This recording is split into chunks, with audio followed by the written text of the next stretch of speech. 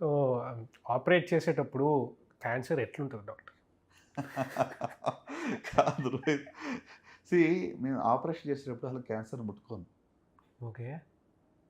అర్థమైందా? క్యాన్సర్ అంటే ఎందుకు చెప్తున్నానంటే ద ప్రిన్సిపల్స్ ఆఫ్ ఆంకాలజీ ఏంటంటే we have to go away from the tumour. Okay. ట్యూమర్‌ని ముట్టుకుని ట్యూమర్‌లో నుంచి వెళ్ళేది ఉండదు. Hmm. We go away from it. దూరంగా పోవాలి. దూరంగా వెళ్ళి మొత్తం అంతా కూడా రాడికల్‌గా ఎక్సర్సైజ్ చేస్తాం. హ్మ్. దానికి ఒక మార్జిన్ పెట్టుకుంటాం. ట్యూమర్ ఎక్కడుందో దాన్ని దాటి ఒక 2 సెంటీమీటర్స్ దూరంగా పోతాం. Hmm. So that's how we attack and remove అనమాట. సో గనుక డైరెక్ట్‌గా మనం ట్యూమర్‌ని టచ్ చేసి, దాన్ని స్పిల్ చేసి, దాన్ని కెలికి మాట్లాడేది దాన్ని డీల్ చేసేది ఉండదు యాక్చువల్‌గా. హ్మ్. తీసేసిన తర్వాత టెస్టింగ్‌కి పంపించినప్పుడు పాథాలజీ టెస్ట్ చేసినప్పుడు ట్యూమర్ ఎంత సైజ్ ఉంది, ఎక్కడి దాకా వెళ్ళింది, డెప్త్ ఎంత ఉంది, అని డీటెయిల్డ్ రిపోర్ట్ వస్తది. హ్మ్. కానీ వెన్ ఆపరేట్ చేసేటప్పుడు మేము ట్యూమర్ దూరంగా వెళ్లి చేస్తాం. ట్యూమర్‌లో నుండి పోయి ట్యూమర్‌ని టచ్ చేసుకుంటూ చేసేది ఉండదు. బట్ ట్యూమర్ ఫీల్ అవుతాం బయట నుంచి. హ్మ్. రైట్? ఇప్పుడు కొలన్‌లో ట్యూమర్ ఉందనుకోండి. ట్యూమర్‌ని దానికి పై లేయర్ ఉంటుంది, కవరేజ్ ఉంటుంది. పైనుంచి ఎక్కడుందో చూస్తాము. దానికి ఒక దూరంగా పోవాలి. హ్మ్. దానికి డ్రైనేజ్ ఏరియా ఏముంది, దాని లింఫ్ నోడ్స్ ఏమున్నాయి, అవన్నీ కలిపి ఒక ఎన్ బ్లాక్‌గా తీస్తాం. అదంతా కట్ చేసి తీసేస్తారు. తీసేసి మళ్ళీ రీకన్‌స్ట్రక్షన్ చేస్తాం. నార్మలైజ్ చేస్తాం. అప్పుడు నార్మల్ టిష్యూ గూడా కట్ అయిపోతదేమో కొంత గదా! నార్మల్ టిష్యూ కూడా తీయవలసి వస్తుంది కదా! హ్మ్. ఇప్పుడు మీకు పెద్ద పేగులో సీకమ్ అని ఉంటుంది. లేదా కోలాన్ రైట్ సైడ్ కోలాన్‌లో హ్మ్. ఒక చోట క్యాన్సర్ పుండు ఉందనుకోండి. హ్మ్. Right half of the colon మొత్తం తీస్తాం. ఎందుకంటే ఆ హ్మ్. ట్యూమరు దానికి డ్రైనేజ్ ఏరియా ఏదైతే ఉందో లింఫ్ నోడ్స్ హ్మ్. ఎక్కడైతే పాకే అవకాశం ఉందో అదంతా కూడా తీసేస్తామన్నమాట. సో దట్ మళ్ళా అది పిల్లగడ్డలో పెరగకూడదు రేపొద్దున. హ్మ్. తల్లిగడ్డ, పిల్లగడ్డ హ్మ్. అంటుందని. డివైడ్ అవ్ సో ఆ! స్ప్రెడ్ అయ్యి ఉండొచ్చు. అక్కడ కనబడట్లేదు మనకి స్కాన్‌లో. ఓకే. చిన్న ఆ! చిన్నవి ఉండుండొచ్చు. కనుక అది ఎక్కడైతే డ్రైన్ చేస్తే అదంతటిని కూడా తీస్తాం. అంటే ఇట్స్ హ్మ్. రాడికల్ అప్రోచ్ అనమాట. అండ్ ఇంకొకటి డాక్టర్ ఈ క్యాన్సర్స్ గురించి ఎప్పుడు మాట్లాడినా మనము స్టేజ్ 1 అని వింటాము, స్టేజ్ 4 అని వింటాము, లేదా ఫైనల్ స్టేజెస్ అని వినేస్తాం. అరే! మన జాతిలో అంటే మన చేతిలో నుంచి వెళ్ళిపోయింది, జారిపోయింది వాళ్ళు అని కరెక్ట్. అంటారు. అంటే ఒక ఆర్గన్ తీసుకోండి డాక్టర్. సింప్లిసిటీ కోసం ఏదో ఒక ఆర్గన్ లంగ్ గాని, లేకపోతే ప్యాంక్రియాస్ గాని ఏదో ఒక ఆర్గన్ తీసుకొని స్టేజ్ 1 అంటే ఏంటి? అది అక్కడి నుంచి స్టేజ్ 2 ఎప్పుడవుతది? స్టేజ్ 3 ఎప్పుడవుతది? 4 మాకు 4 వరకే తెలుసు. ఇంకేమన్నా ఉంటాయా? ఓకే. దాని in general I think Rohit మంచి ప్రశ్న ఇది. ఏంటంటే మన డిస్కషన్‌లో this is a good conversation because స్టేజ్‌లు బట్టి రిజల్ట్ ఉంటదని అందరికీ తెలుసు. ఆ! అడ్వాన్స్ స్టేజ్ ముదిరిపోయింది అనేది సర్వసాధారణంగా వింటూ ఉంటాం. ఆ! ఎందుకు అంటే మన దేశంలో 70-80% క్యాన్సర్స్ స్టేజ్ 3, స్టేజ్ 4 డిటెక్ట్ అవుతాయి. హ్మ్. అయితే లాస్ట్ స్టేజెస్ హా! అవి ఇంకా. హ్మ్. వెరాస్ వెస్టర్న్ వరల్డ్‌లో ఎర్లీ స్టేజ్‌లో డయాగ్నోస్ అవుతాయి. హ్మ్. సో, అది దట్స్ ద రీజన్ అనమాట.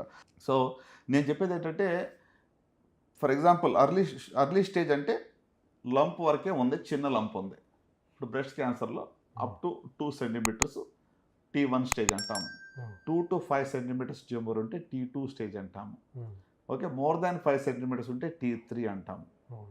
ఓకే. అలాగే స్కిన్ ఇన్వాల్వ్‌మెంట్ అయితే అంటే లేకుంటే నిప్పుల్ రిట్రాక్షన్ అయిపోయి లేకుంటే ఒక చొట్ట పడిపోవటము అట్లా వేరే పక్కనున్న సరౌండింగ్ ఆర్గన్స్ ఇన్వాల్వ్ అయితే దాన్ని T4 అంటాము. హ్మ్. అలాగే లింఫ్ నోడ్స్ ఆరం పిట్‌లోకి ఒకవేళ లింఫ్ నోడ్స్‌కి పాకిందనుకుంటే N1 అంటాం ఫస్ట్ ఒక నోడ్‌కైతే. హ్మ్. ఎక్కువ లింఫ్ నోడ్స్‌కెళ్తే N2 అంటాము. హ్మ్. సో, అంటే సింపుల్‌గా చెప్పాలంటే స్టేజ్ 1 అనేటువంటిది లోకలైజ్డ్ ఎర్లీ డిసీజ్.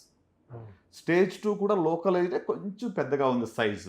హ్మ్. స్టేజ్ 3 అంటే ఏంటి? Loco regional disease. అంటే ఎక్కడైతే లంప్ ఉందో అక్కడ ఉంటూ చుట్టుపక్కల పాకింది. Hmm. Nearby structures lymph nodes arm పిట్‌లో లింఫ్ నోడ్స్‌కి వెళ్ళిందనుకుందాం. హ్మ్. ఓకే. స్టేజ్ 4 అంటే లోకో రీజినల్ కాదు. స్టేజ్ 4 అంటే డిస్టెంట్ మెటాస్టాసిస్ అంటాం. అంటే దూర ప్రాంతాలకి అది పాకింది. హ్మ్. దూరంగా వెళ్ళడం అంటే ఫర్ ఎగ్జాంపుల్ బోన్స్‌కెళ్ళింది, లంగ్స్‌లోకి వెళ్ళింది. ఇప్పుడు బ్రెస్ట్‌లో నుంచి లంగ్స్‌కి వెళ్ళడము, బోన్స్‌లోకి వెళ్ళడము, లివర్‌లోకి వెళ్ళడము, లేకుంటే శరీరంలో వేరే భాగంకి వెళ్ళిందంటే దాన్ని స్టేజ్ 4 అంటాం. బ్రెయిన్‌లోకి వెళ్ళిందనుకోండి. హ్మ్. సో, స్టేజ్ 4 అనేటువంటిది ప్రాక్టికల్‌గా చెప్తే ఇన్ ఇన్‌క్యూరబుల్. అంటే అన్నీ చాలా చాలా ఆర్గన్స్‌కి ఆల్రెడీ ఎళ్ళిపోయిందది. హా! ఎల్ లిమిటెడ్ డిసీజ్ ఉండి కొంతమందికి మాత్రమే యూనో కొంతమందిలో లిమిటెడ్ డిసీజ్ స్టేజ్ 4లో కూడా చాలా మందిలో మనం క్యూర్ చూసాం. హ్మ్. అంటే 100% స్టేజ్ 4 అంటే ఎవరికీ ఏం కాదండి అని కాదు. ఇప్పుడు మన మధ్య మీరు వినే ఉంటారు. సిద్ధు చాలా సెన్సేషనలైజ్ హ్మ్. చేసి ప్రెస్ మీట్ పెట్టి ఏంటి లెమనేడ్ తీసుకుంటేనే కొన్ని ఆహార పదార్థాలు మార్చుకోవటం వల్ల నేను స్టేజ్ 4 3% ఛాన్స్ ఇచ్చారు డాక్టర్స్ అని చెప్పి ఐ థింక్ ఇదంతా ఏంటంటే ఎగ్జాజరేషన్ అండ్ ఫాల్సిఫైడ్ ఇన్ఫర్మేషన్ అని చెప్తాను నేను. Diet important. నేను డయట్ రోల్ లేదు, జబ్బు ప్రివెన్షన్ నేను చెప్పట్లా. కానీ స్టేజ్ 4లో ఉన్న వాళ్ళకి ఉట్టి డయట్తోనే క్యాన్సర్ పోయింది అంటే ఇవన్నీ చేయడం ఎందుకండి? I be the first person to say okay let's do that. అంతే కదా. అంటే మిస్ఇన్ఫర్మేషన్ వస్తుంది కొన్నిసార్లు. ఈ ప్లాట్ఫామ్స్ ద్వారా కొన్ని డిస్కషన్స్, కొన్ని ఎస్పెషల్లీ సోషల్ మీడియా ద్వారా కూడా చాలా వరకు అన్నెసరీ. ఇప్పుడు నేనేమనుకుంటున్నాను తెలుసా, ఆ యొక్క సెన్సేషన్ న్యూస్ వల్ల ఎంతో మంది వాళ్ళ ప్రాణాలు పోగొట్టుకుంటారు. ఇంకా ముందే మనకు లేట్ స్టేజ్లో వస్తున్నారు.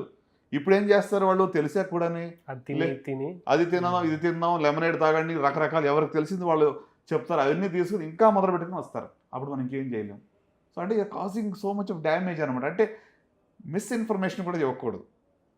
ఎస్పెషల్లీ ఈ ప్లాట్ఫామ్స్లో అథెంటిక్ ఇన్ఫర్మేషన్ వాట్ ఈస్ అంటే ఏది సెల్ అవుతుంది అది ఇవ్వకూడదు.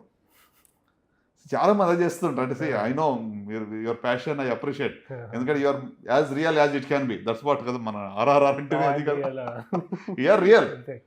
సో అంటే అన్నెసరీగా భయపెట్టద్దు, అన్నెసరీగా ఏదో ఒక క్రెడిట్ కోసమో లేకుంటే వ్యూవర్షిప్ కోసమో ఏదో. ఐ థింక్ దట్స్ నాట్, దానివల్ల చాలా డ్యామేజ్ ఉంటుంది. So coming back to stages గురించి మనం మాట్లాడుకుంటే, స్టేజ్ 4 గురించి మనం మాట్లాడినప్పుడు దీని గురించి మాట్లాడుకున్నాం. కరెక్ట్. సో అర్లీ స్టేజ్లో ఒక modality of treatment is enough. Like surgery for example breast cancer stage 1లో ఉంటే చాలాసార్లు ఉట్టి సర్జరీ సరిపోతుంది, జస్ట్ ఆ పార్ట్ తీసేస్తే సరిపోతుంది లోకల్. అదే పెరిగే కొలది మల్టీ మోడాలిటీ ట్రీట్మెంట్, అంటే లింఫ్ నోడ్స్ క్లియరెన్స్ లేకుంటే కీమోథెరపీ యాడ్ చేయడము, తర్వాత రేడియోథెరపీ యాడ్ చేయడము, ఇవన్నీ కూడా మల్టీ మోడాలిటీ ట్రీట్మెంట్ అనేది స్టేజ్ పెరిగే కొలది అన్నీ యాడ్ అవుతాయి. సో మనకి అర్లీ డయాగ్నోసిస్ అనేది చాలా ప్రాముఖ్యం. సో మొదటి 2 దశల్లో ఉంటే 90% and above cure rates. Stage 3 అంటే 70% వరకు ఉంది. స్టేజ్ 4లో 5 years సర్వైవల్ రేట్ యావరేజ్గా 30 to 40% ఉంటుంది. లైఫ్ స్పాన్ పొడిగిస్తాం కానీ బట్ యూఆర్ నాట్ గ్యారంటీకి క్యూర్. సో బికాస్ అన్ని ఆర్గన్స్కి ఆ క్యాన్సర్ వెళ్ళిపోయింది కాబట్టి కష్టం అంటున్నారు. కరెక్ట్. ఆల్రెడీ స్ప్రెడ్ అయిపోయి ఉంది కాబట్టి చాలా కొన్ని క్యాన్సర్లు స్టేజ్ 4 కూడా రెస్పాండ్ అవుతాయి. ఇప్పుడు ఫర్ ఎగ్జాంపుల్ టెస్టిక్యులర్ క్యాన్సర్ ఉంది, లేకుంటే లింఫోమాస్ అని ఉంటాయి. అవి చాలా ర్యాపిడ్గా డివైడ్ అవుతాయి, అలాగే ర్యాపిడ్గా రెస్పాన్స్ కూడా వస్తుంది మెడిసిన్స్కి. అలాంటివి కొంచెం అడ్వాన్స్ స్టేజ్ కూడా రెస్పాన్స్ ఉన్నాయి. సో నేను వాట్ వీఆర్ డిస్కసింగ్ ఇప్పుడు ఏంటంటే అని నార్మల్గా చెప్పాలి, lung cancer stage 4 can we cure it అంటే technically theoretically speaking it is not curable. కానీ కొత్త మందుల ద్వారా లంగ్ క్యాన్సర్ ఇది వరకు 3 to 6 months అంటే ఎక్కువ అనేది స్టేజ్ 4లో. అలాంటిది ఇప్పుడు టార్గెట్ థెరపీస్ ఇమ్యూనోథెరపీస్ అని రావటం వల్ల 8 years 10 years కూడా బతుకుతున్నారు స్టేజ్ 4లో. ఓకే. సో అంటే కొత్త మందుల వల్ల అడ్వాన్స్మెంట్ వల్ల కూడా డెఫినెట్గా లాంజివిటీ పెరుగుతూ ఉంది. Quality of life is also much better. ఇది వరకు చాలా సైడ్ ఎఫెక్ట్స్ ఉండేవి, ఇప్పుడు కొత్తగా వచ్చే మందులు అంత సైడ్ ఎఫెక్ట్స్ లేవు. రైట్. సో అంటే స్టేజింగ్ చాలా important, early diagnosis most important. So ముందు దశలో కనుగొంటే క్యాన్సర్ పూర్తిగా మనం జయించవచ్చు.